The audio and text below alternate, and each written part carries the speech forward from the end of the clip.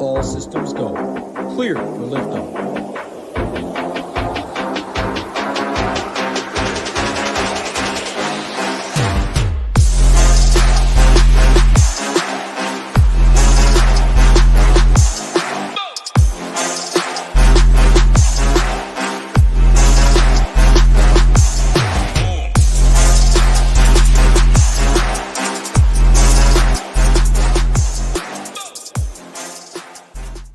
What is going on, YouTube station?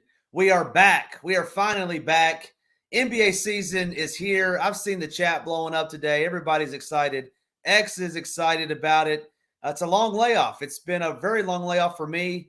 Just the way the calendar worked out, I missed because we're out in Arizona a couple times, and then the All-Star break happened. But Rio, it was great to see you. Great to see the team. It's my first show. I know you in title. Did a few. How you doing, man? What's going on? How's your Thursday going?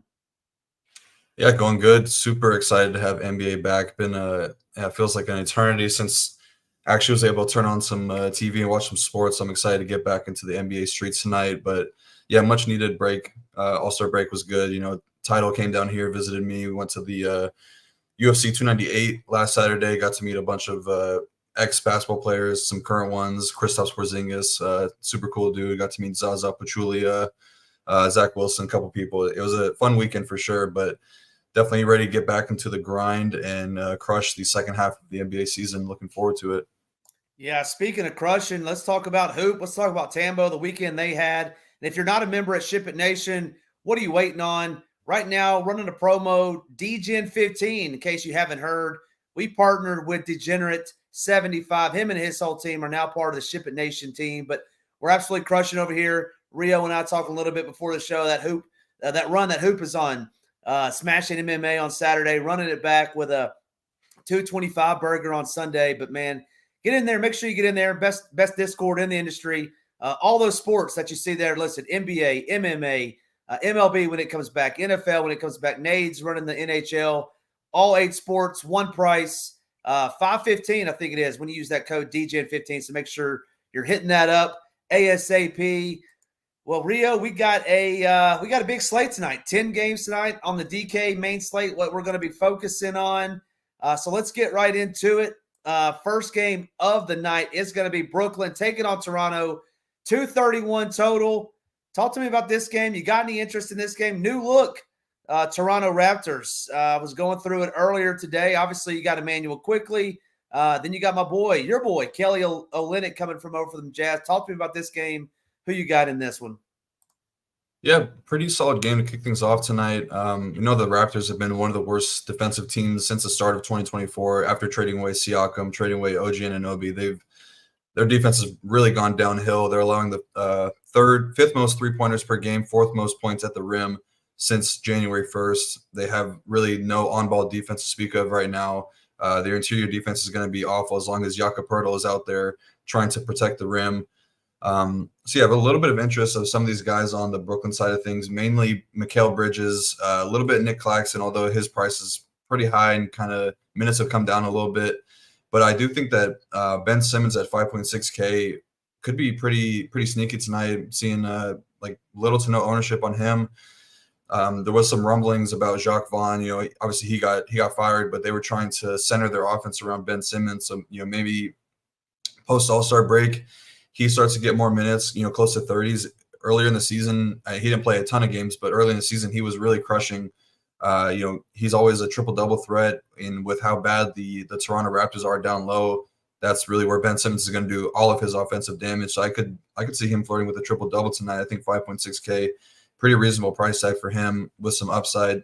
Kind of sucks that he's only point guard eligible, but then we could find some ways to get around that. And then on the Toronto side of things, matchup-wise, Nets have been pretty solid defensively, slightly funneling a little bit more of their defensive attention to the interior. They're allowing a good amount of three-pointers per game.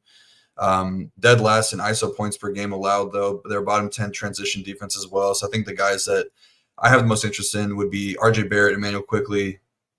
We have seen Grady Dick start to get a little bit more runs. So I guess if you want to go there, 3.2K, only shooting guard eligible, not the worst value play in the world, but I think that there'll be some better spots opening up later throughout the night. Yeah, I would agree with you. That sounds like a play that I would play with Grady Dick. I mean, I think his high on the season's 32. No, thank you for me. Yeah, and you mentioned the new coach in Brooklyn, former UConn great, former UConn national title winner Kevin Ollie taking over the helm. So it should be interesting for me, Rio. And I didn't hear you mention him, so I'm assuming you don't have any interest, and assuming he's not shooting any shots over his head. But I really like Scotty Barnes, $8,800 tonight. I mean, just look at this roster that Toronto's rolling out there. I think Scotty, fresh off his first All-Star game appearance, going to play 35 minutes. Give me some Scotty Barnes, but that's just my favorite play. Moving on to the next game, and this one's going to be an interesting game. We got Detroit taking on these Indiana Pacers, 246-point total tonight. Cade Cunningham and your boy Beef Stew Isaiah Stewart coming in questionable for the Pistons. And then on the Pacers side, we were talking about it earlier. Who did they rule out already? Aaron Nesmith. Aaron Nesmith. That's right. Aaron Nesmith. So talk to me a little bit about this game. Who's filling in for Nesmith? What kind of interest do you have in this game? Yes, I'll start with the injury stuff. On the Pistons side of things, should be kind of easy to break down. I think that Isaiah Stewart probably, he's probably a true 50-50, been kind of injured, in and out of the lineup all season long. Cade is probable, so he's probably good to go. Obviously had the big break with the All-Star break, so I would expect him to be a full go and, probably start to creep back up to where he was earlier in the season, where he was seeing mid-30s minutes. But yeah, Aaron Nesmith out tonight. That should open up a starting spot. I do see Benedict Mathurin as the projected starter on some sites, but there was some talk about Jarris Walker spotted in a starter's jersey the day ago, I think, when they had practice. So would not be surprised to see him start. There's no projection on him. Obviously, we'll get that news before lock, so it's not going to be, you're not going to be sneaky by playing him if he gets ruled as a starter, because I believe he's min-priced. Let me just double check. Yeah, min-priced at power forward center eligible, so that'll go a long way. But I should see Benedict Mathurin have a pretty big role regardless of if he's starting or coming off the bench. But yeah, matchup-wise, this is a pretty good game to attack. Both these teams kind of play defense very similarly, where they're both allowing a ton of points around the rim. Both are really bad in their pick and roll defense, and both are really good at limiting catch and shoot stuff, limiting 3-pointers. So I think that the guys that make the most sense to me in this one, obviously Tyrese Halliburton, one of the best pick and roll guys in the league, just one of the best players in the league, should be starting to get back to his full minutes workload, mid-30, upper 30s minutes. 9.4K, pretty reasonable price tag for him, where we were playing him, at 11K earlier in the season. But yeah, this is a really good matchup for him, as long as the Pistons could kind of keep this game close, because I do think that the plug could get pulled pretty quickly on him. He'd probably be the first one to sit if they're up by a lot of points. You want to give your star some rest. So I think he'd be the first one to get pulled, but I really like the matchup for him. Siakam looks okay, 8.2K, good spot for interior scorers. I think Miles Turner is a pretty good spot here. Pistons are bottom 3 rim defense since the start of 2024. He's coming in pretty good form as well. Scored 34 plus DK points in 4 of his last 5 games. Pistons are also bottom 4 in DVP to centers. They're allowing the most blocks per game to opposing centers. So I think that he could put up a pretty solid score at 6.5K. I probably prefer some of the spend down options we'll talk about a little bit later at center, but I think you should keep him in your player pool. I'm not going to Andrew Nembhard. I just don't really like that value play. I think that I would rather look elsewhere at that position. Just too valuable of a spot to spend down on somebody that is kind of reliant on, getting steals and hitting threes. So I will probably look elsewhere there. And then on the Detroit side of things, mentioned how the Pacers are also pretty bad pick and roll. They're dead last in pick and roll defense this season. So I really like Cade at 7.6K. I think just with the unknown of him not, people not knowing if he's going to get the full minutes or not, could probably come in a little low on. I'm seeing double-digit ownership on him, but I wouldn't be surprised to see him come in a little bit lower. He's one of the best pick and roll scorers in the league. He's 8th in the league in pick and roll scoring on the season, so I like him a lot. 7.6K. I probably won't go there with Jalen Duren. He could get there. Just even with how bad the Pacers have been with their rim defense, they've been pretty solid at limiting DraftKings scoring to opposing centers. But if he's getting mid-30s minutes like he was before the last 2 games were, oh, we don't have to worry about Isaiah Stewart because he just got suspended for 3 games. So I was thinking about that. Like, they had a week to look at it. He obviously punched that dude. Like, how'd they not suspend him? I was going to say it. Then, yeah, you said it. We got the news. So that's pretty funny. Yeah, carry on. But I'm pretty much just looking at Cade Cunningham here. I guess now that Isaiah Stewart is confirmed to be out, you can go back to Asar Thompson, who's been back in the starting lineup, been playing, close to 30 minutes a night. Obviously, he's a really solid rebounder. This is a pretty good spot for people that are going to be scoring around the rim. He can't shoot the ball at all. So could see him paying off a $5K price tag, but really only looking at Cade and Asar on Detroit, and then Halliburton and Mathurin on the Pacers. A little bit of Miles Turner as well. Yeah, I was going to ask you that. I heard you mention Asar's name when Stewart got suspended. Is he the one that's going to benefit the most from Stewart's absence? Yeah, he should be. He's been starting because Isaiah Stewart's been out for quite some time. He's been starting again for him, I believe. So yeah, him, Simone Fontecchio, going to be the guys that benefit the most. Maybe Evan Fournier sees a little bit more, 3 minutes. But yeah, definitely Asar and Simone Fontecchio. Gotcha. And I saw Newlands had mentioned in the chat earlier, any love for Dougie McBuckets should he get the start tonight? Or no Dougie McBuckets shot 9 threes his last time out, 23 minutes. Any interest there at 3,100? Should he start? Let me throw that in. He would need to be starting. I guess you have to have interest in really anybody that's going to be starting down low. I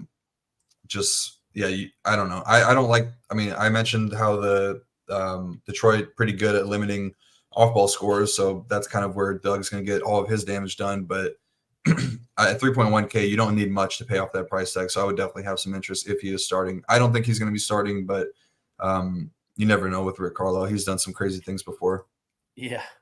Yeah, great stuff. Great breakdown. Moving on to the next game. We're 2 games in. Next game up, we got the New York Knicks heading to Philadelphia. 228-point total. You know this. No Joel Embiid. No Julius Randle. 2 All-Stars missing this game. Talk to me a little bit about this. Dante DiVincenzo has been playing lights out. His price tag's at $7,700 now. Talk to me about this. Buddy Hield in a new uniform has been playing well. Talk to me about this game. Who you got, Rio? Yeah, don't have a ton of interest in this game. We kind of know how the Knicks are going to play. Tom Thibodeau going to run a very tight rotation, probably 8.5 guys, but more than likely just you're going to see really high minutes from the main 8 guys, from main 5 ones really, with Brunson, DiVincenzo, Precious, Hartenstein, Josh Hart. I guess probably not as much Precious with Bojan Bogdanovic probable tonight, but definitely big minutes from Brunson, DiVincenzo, and Josh Hart.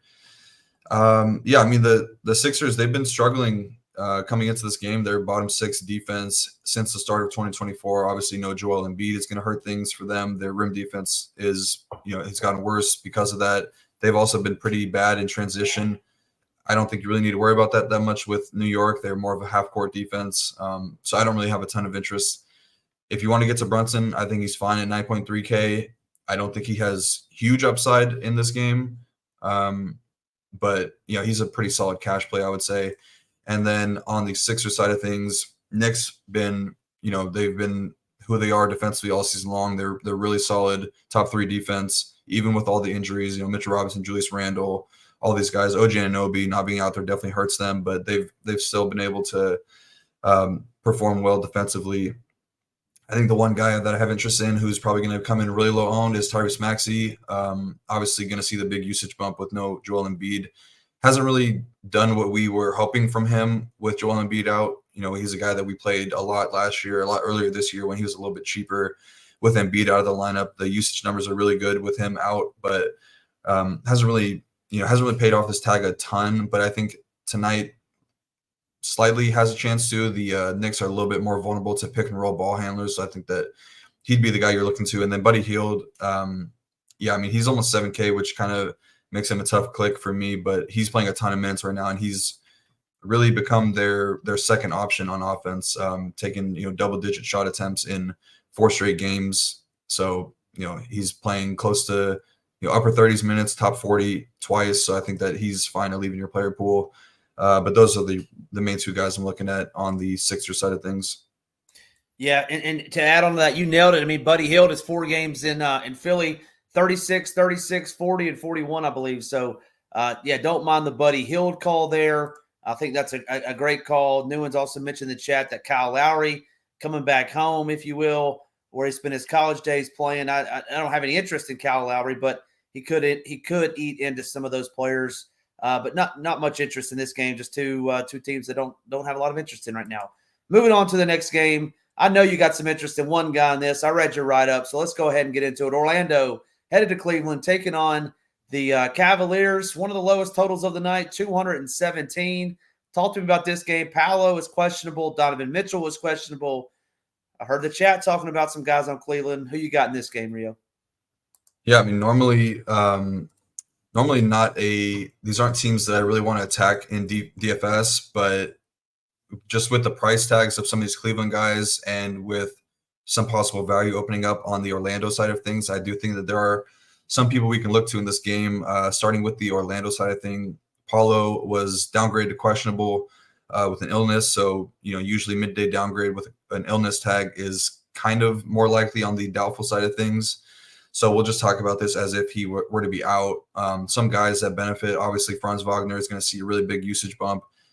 He leads a team with a 29% usage rate. Assist numbers spike up as well to 24.3% with Paulo off the court this season. Cole Anthony is another guy that sees a usage bump, and no Markelle Fultz definitely would open up some point guard, backup point guard role for Cole Anthony.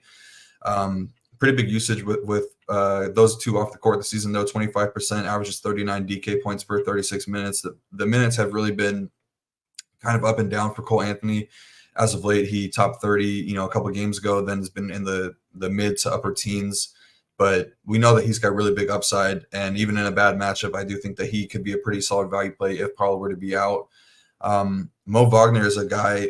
Mo Wagner and Jonathan Isaac are two guys that I think would see really big run with Paulo out tonight. Probably would be splitting the power forward minutes down the middle. I could see them both playing 24, maybe one gets 26. But with all the size that the Cleveland Cavaliers have, you're definitely going to want these guys out there. So I think that they both could be really solid value options at 3.5 and 3.3K. Mo Wagner has really, really solid numbers with Paulo off the court this season, averaging almost 39 DK points per 36 minutes. I think Jonathan Isaac would probably draw the start if Paulo is out, but I expect Mo Wagner to be in the mix as well. And then on the Cavaliers side, I'm expecting Donovan Mitchell to play. He was listed questionable last night with the illness, but he was present at shoot-around, so pretty good chance he plays. But if not, we'll have that news. This game is one of the first ones on the slate, so won't need to worry about that too much. But yeah, I mean, this is really not a terrible matchup for the guards on the Cleveland side of things. The Magic, they're pretty vulnerable to ISO scores, and they're bottom 5 in pick and roll defense. So both Donovan Mitchell and Darius Garland look pretty solid tonight. I will side with Darius Garland because you're looking at almost a 4K price difference. Their JB Bickerstaff did come out and say that Evan Mobley and Darius Garland would be off their minutes restrictions now. So I think that 6.7K Evan Mobley looks like a really strong value, and Darius Garland looks like one of the top values in my eyes on the whole slate at 5.9K. So those are two guys I have the most interest in on the Cleveland side of things. And then Donovan Mitchell, kind of a contrarian spend up option if you want to go there. This, like I said, it's not a terrible matchup for the guards.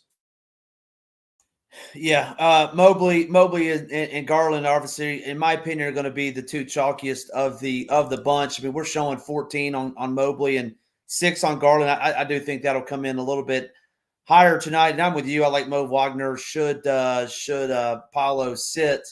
Moving on to the next game. If you're new, if you're just joining us, please hit the like. Please hit the subscribe.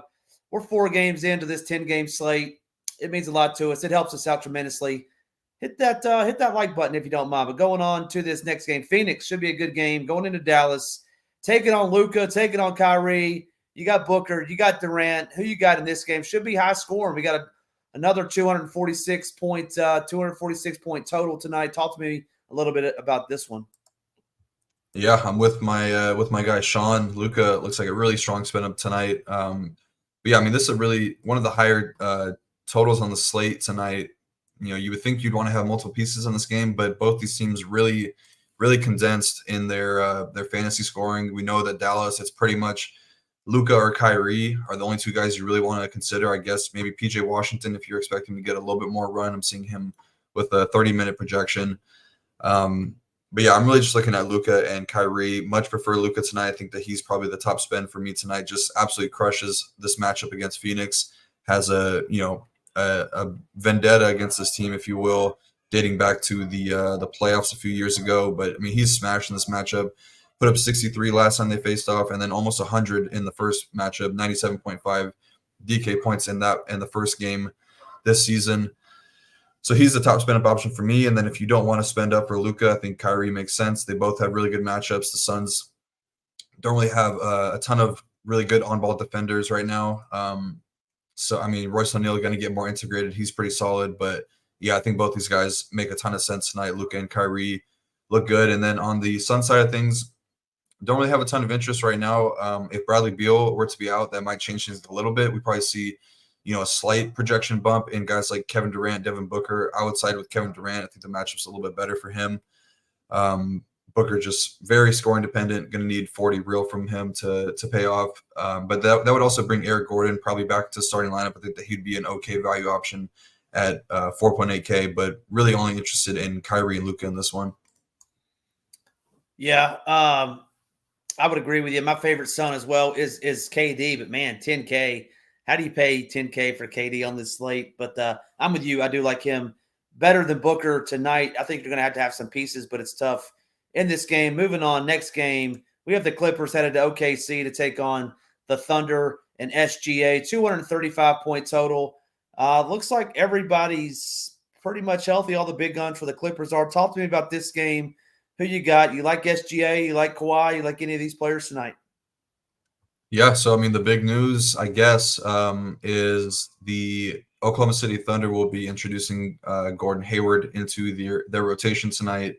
Also, Bismack Biyombo, which is big needle mover. But yeah, Gordon Hayward, baby. Yeah, it'd be interesting to see how Gordon Hayward fits within this team. I know Boomer, as an OKC guy, probably pretty excited about that.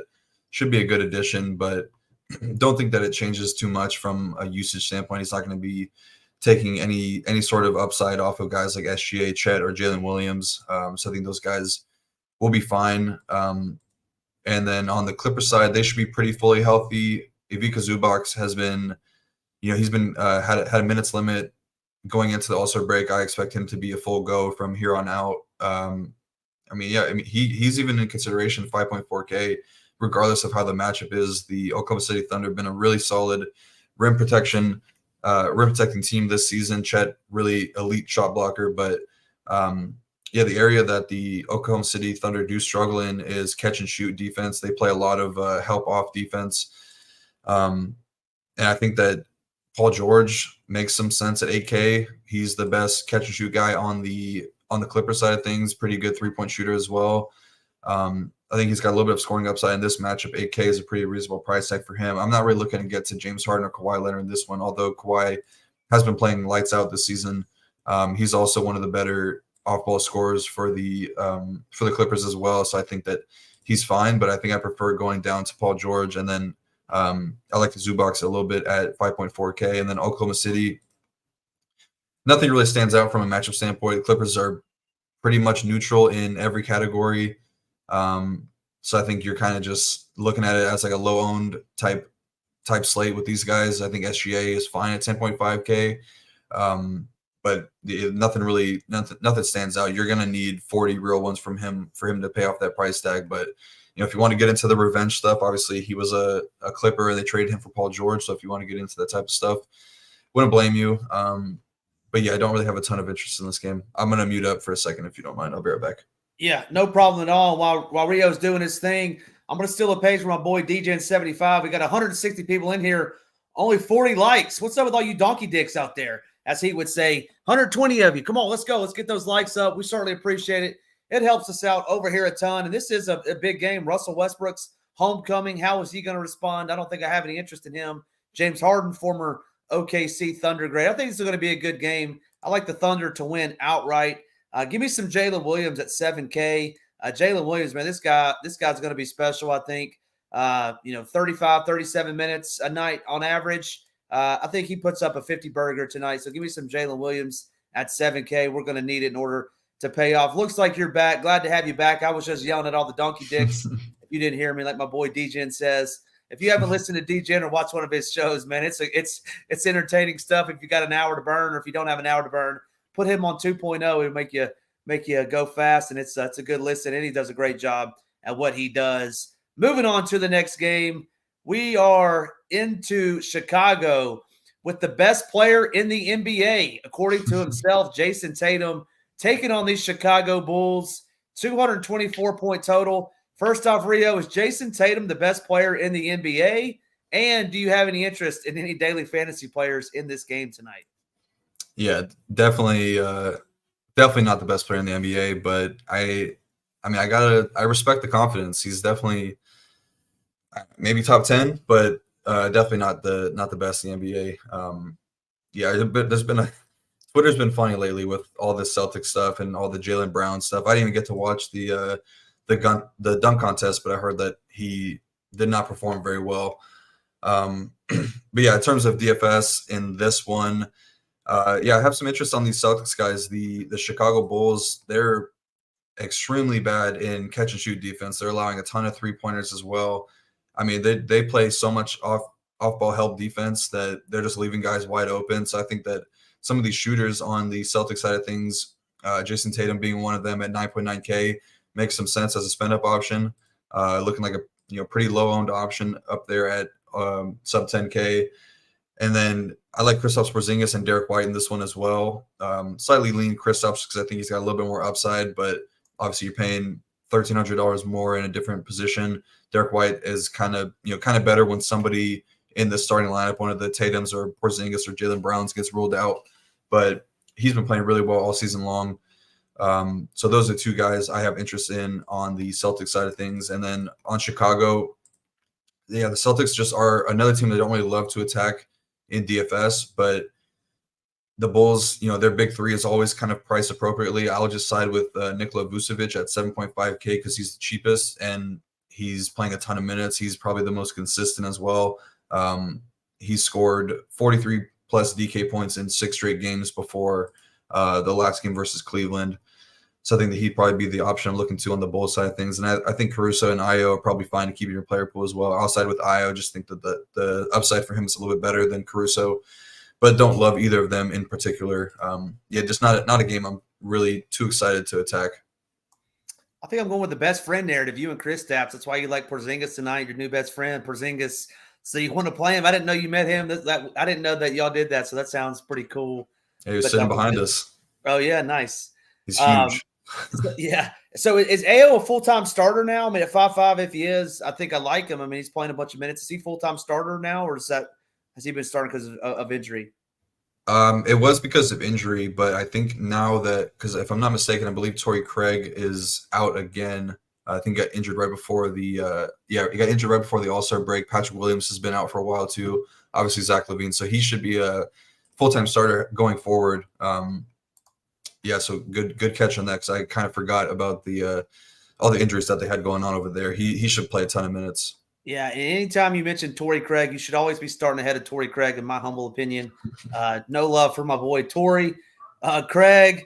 Tonight, moving on over to New Orleans. So I saw they're going to have a Super Bowl coming up, which is cool to see. You got the Rockets and my boy Dylan Brooks taking on these New Orleans Pelicans. 229-point total. First game out of the break. Looks like Zion is playing. Looks like Brandon Ingram is questionable, which would be interesting. Talk to me about this game. Those Rockets are always I feel like someone's always missing. Talk to me about this game. Talk to me about, with Brandon in and with Brandon out, who you got tonight. Yeah, so I'll start on the Pelican side of things, like you mentioned, with the Ingram news, him being questionable.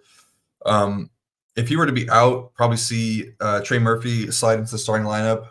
I don't necessarily love the matchup for him. The Rockets have been, kind of one of the surprise defenses this season. They've been really good at limiting transition. They've been a little bit more vulnerable to 3-point shooters as of late, but all around just been really solid. So I don't really have a ton of interest in these Pelicans other than Zion. Just from a usage standpoint, Zion's going to see a pretty big bump.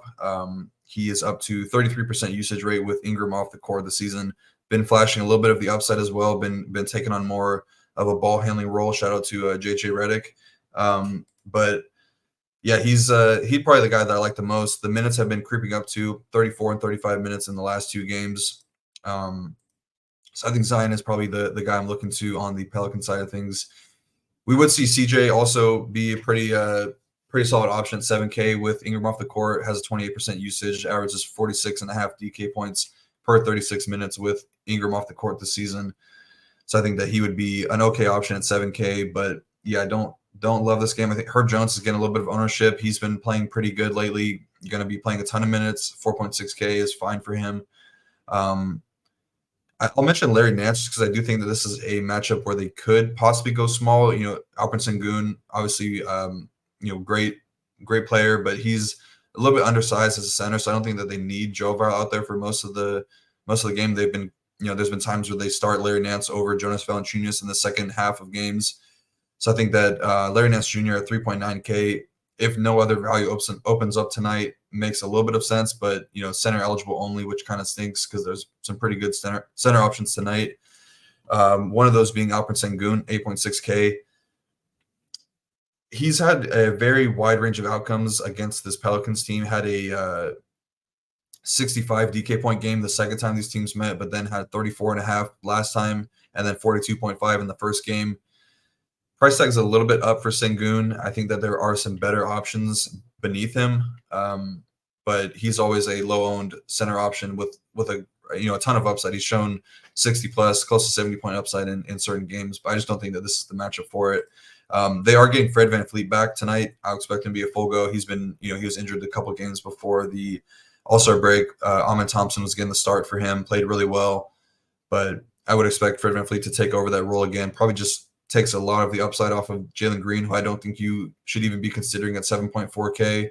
Definitely takes Amen Thompson out of play now at 6.5K, but 6.7K for Fred VanVleet is a pretty solid price tag for him. I think those are the only 2 guys I'm looking at on the Houston side of things.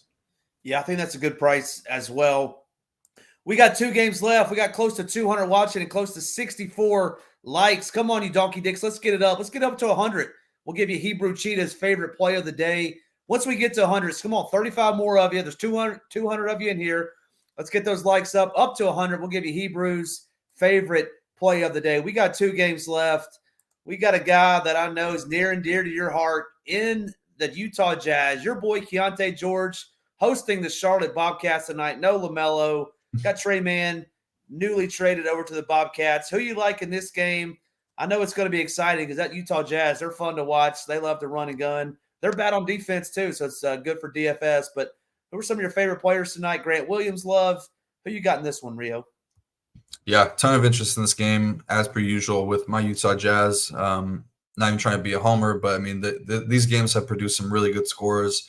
Jazz they're really bad defensively right now. I think they're going to even continue to get worse in certain ways because adding Walker Kessler to the mix gonna make their pick and roll defense a little bit worse, I think, but their rim defense should improve. Their 3-point defense has been awful all season long. They're terrible in transition. I don't expect that to change much at all. So yeah, I mean, these Hornets guys, they look pretty good. Miles Bridges, 8.9K, have him listed in the slate plan. He's been playing really well since the LaMelo Ball injury, since Terry Rozier got traded away. Usage has been coming down a bit with Brandon Miller kind of coming on, with Trey Mann starting at point guard now, taking a little bit of usage away from him, but he's still got a ton of upside in this matchup at almost 9K, and I don't think anybody's going to be going there. So I have interest in him. I think Brandon Miller, this is a pretty good spot for him as well. He bounced back in a really big way versus Atlanta, where he went for 47 DK points, 26 real points. I really like the upside for Brandon Miller in this one. He's the best catch and shoot option on the Hornets side. He's a pretty solid transition scorer as well. So he makes a lot of sense at 7K, shooting guard, small forward eligible. And then Trey Mann at 5.5K, he's been going to continue to run the point guard spot for Charlotte with LaMelo Ball out again here. Since he got traded over, he's played 27, 34, and 30 minutes. Usage rate of, modest 21.2%, 35% assist percentage, which is really good. And the Jazz, they've fallen all the way to dead last in DVP versus point guard. So I think that Trey Mann, really good upside in this matchup. He kind of does a little bit of everything too. I don't want to say triple-double threat, but I mean, he's had eight rebounds, 9 rebounds, 4 rebounds. 9 assists, 7 assists, 6 assists. So he looks really good. And then Grant Williams at 4.5K. The usage has actually been pretty good for Grant Williams since he got traded over as well. But yeah, that's a really good spot for 3-point shooters. He is the best catch and shoot option right now, points per game wise for the Charlotte Hornets. So he makes a lot of sense, especially if you want to get into a game stack. He's been closing games over Nick Richards as a small ball 5. So he pretty much guaranteed upper 20s to maybe 30 minutes on the low end. Or low end is upper 20s, the high end is 30s. And then on the Jazz side of things, the Hornets obviously have been one of the worst teams overall, but they're the worst overall defense this season. Improving a little bit in the last couple months, but they're still dead last in defensive rating this season. They're allowing the 7th most points per game at the around the rim, seventh most points to 3-point shooters. They're bottom 5 in pick and roll defense to pick and roll men. So guys like Walker Kessler, John Collins profile pretty well here. They're also bottom 5 in catch and shoot defense. So Lauri Markkanen looks like a pretty solid option, 8.1K. He's the top catch and shoot scorer this season, ahead of Steph Curry, Klay Thompson, guys like that. I think that he's got a lot of upside in this matchup. Colin Sexton as well, not playing heavy minutes, mid to upper 20s. He got 34 last game against the Warriors, but that was a close game. They really ran a tight rotation. There's a chance that the Jazz start to run. Maybe they've been running 10-man rotation the whole season, but maybe there's a chance they start go more 9 to 8.5 because THT, he ain't it. Taylor Hendricks got a lot of work to do. So would not be surprised to see Sexton's minutes creep up a little bit. But even so, in 26 minutes, he's been able to get it done. He scored 37 plus DK points in 3 of his last 4 games and only top 26 minutes in 1 of those games. So the floor looks really good for Sexton. I think he's got big upside. I mentioned John Collins. I think that he's got a pretty good chance to put up a GPP-worthy score tonight. Really good in the pick and roll. He's had a double-double in 4 of his last 6 games, playing around 30 minutes a night. Jordan Clarkson, kind of okay. It's nice that he has shooting guard, small forward eligible now instead of point guard, shooting guard. So I think that he's fine at 5.7K. Going to see his normal rotation around 30 minutes. Walker Kessler, one of the best matchup for opposing centers. Hornets are bottom 2 in DVP to centers this season. So he looks good. And then Keontae George, definitely my favorite play on the Jazz side of things. He's just really coming into his own as a pro right now. Had a huge game, really big breakout performance last time against the Warriors. Put up 9 3-pointers, which I believe is tied for the rookie record.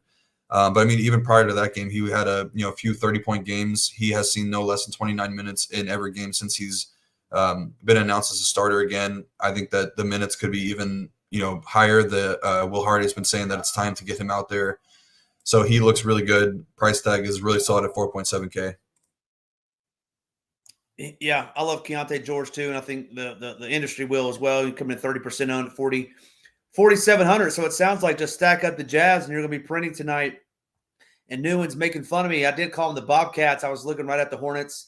Takes me back to my Larry Johnson days. That was before Rio was even born. Grandmama, Muggsy Bogues, the Hornets, baby. That's right, the Hornets. They are. One other thing, and I know you didn't mention him, and I read your review, but talk a little bit about Bridges and why you don't like him tonight at 8,900. Well, you may like him, but talk to him a little bit about Bridges. Oh no, I like him. He was the first guy I mentioned on the Hornets side of things. I do like the matchup for Bridges a lot. Okay. Just his usage has been down. It's kind of where I was going with that. Does that scare you at all, especially at that price? A little bit, yeah, definitely a little bit. But he still has really big scoring upside in this matchup. He's been shooting the ball really well. It's just a good matchup for guys that play off ball, even with the Jazz struggling versus catch shoot guys. And he's really good in transition. So I think that he's got big upside in this matchup at 8.9K. Yeah, gotcha. We got 1 game left. Need 20 likes. Get 20 likes. Hurry up. We got to get to 100. You'll get Hebrew's favorite play of the day. Last game of the night. It's in the Mile High City, the defending champs, taking on the Washington Bullets, if you will. I did that on purpose. Washington Wizards is what they go by now. We got a 231-point total. Any love in this? Jamal Murray is questionable on the evening. Jokic is in a smash spot. Talk to me about this game. Who you got in the last game of the night on the DK main slate? Yeah, so Jamal should be good to go. Missed the game before the All-Star break. Got a lengthy couple days off, so he should be good to go. I think he's probable now. But yeah, I mean, this is it's obviously a great matchup for these Denver guys, the Wizards. They're exactly who they have been all season long. They're a terrible interior defense, regardless of shipping off Daniel Gafford. Still got Marvin Bagley down low, who's not a great defender. So yeah, I mean, this is kind of an easy one to break down. I'll try to spend a little bit more time on it since we've gone pretty quickly. But yeah, I mean, Jokic in a great spot. The Wizards are dead last in DVP to opposing centers. Jokic has been kind of, I don't want to say let down this season. He's still in the MVP conversations, but in terms of fantasy scoring, a little bit of a letdown. If you look at the game log, has not topped 60 points in 6 games, whatever it is, 5 games maybe. Think he has a good chance to do it here. Do you think that he comes in higher owned than Luka? I prefer Luka at $500 more, different position. I would rather spend down at a couple center options tonight that I like a little bit more. But yeah, I have nothing to say against Jokic in this matchup. He should definitely smash here. And then Jamal Murray, just mentioned him. He'll be probable tonight, should be good to go. Wizards are bottom 4 in DVP to point guards this season, so I would expect him to be a full go tonight. AK, really strong price tag for him. I think he's got upside at that price tag. And then Aaron Gordon, I'll mention as the last guy on the Nuggets. Just power forward eligible, only 6.3K, but with the Wizards being so bad around the rim, that's kind of where Aaron Gordon's going to get most of his work done. I think that he could have a little bit of upside, 6.3K. And then on the Wizard side of things, yeah, I mean, they're going to be introducing some new guys. They got rid of DeLon Wright. I'm seeing Johnny Davis possibly going to get some minutes tonight. Jared Butler down there possibly get some minutes. I don't think you're considering these guys. I would just expect with DeLon Wright shipped off, some of these other guys shipped off, probably see just more condensed minutes around these main guys. But man, these price tags are a little bit tough to get to. I mean, Kuzma, just the usage, the upside has not really been there. They're kind of going back to the prototypical point guard with Tyus Jones there. Kuzma was a pretty big usage guy in the first half of the season, but that's come down a lot. Danny had a huge game right before All-Star break, went for 71. I mean, I don't think he can, obviously I don't think he does that again here, but almost 7K even with a team fully healthy. I don't think you're really looking to go there. I think Tyus Jones is okay at 6.1K. And then I don't mind Marvin Bagley at 5.3K. He could be a little pivot off of Walker Kessler, who I would assume is going to be pretty chalky tonight. Definitely in the double digits. But yeah, I mean, we've seen Jokic give up a couple big games to some lesser players across from him. So I wouldn't be surprised if Bagley puts up a decent score tonight. Put up back-to-back 35, 36-point games in his last 2 games before the All-Star break. So I don't think that he's the worst play tonight at 5.3K center eligible only.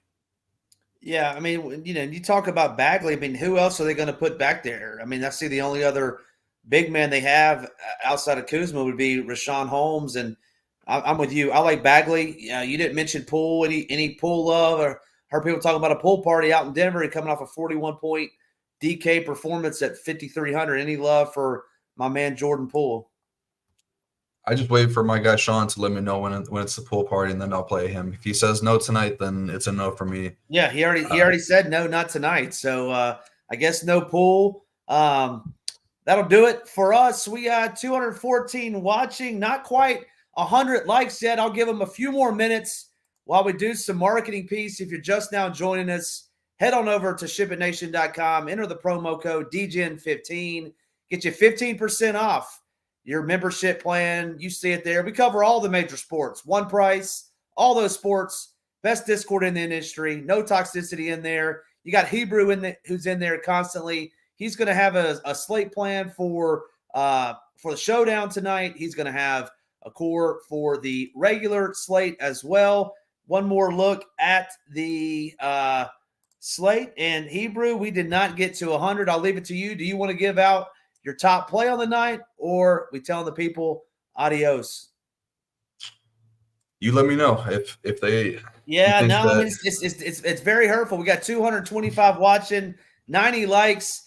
We got half the room is a bunch of donkey dicks, and they're not going to hit the like. It takes 2 seconds, and so I'm going to say no.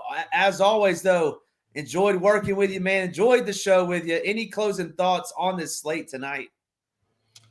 No, I mean, it's definitely an exciting time to join right now with the merger happening. Obviously, had the huge weekend last week, a ton of members, not even just the guys up top with obviously Hoop and Tambo had great weekends, but had a ton of members have good weekends as well. Had somebody ship for 100K.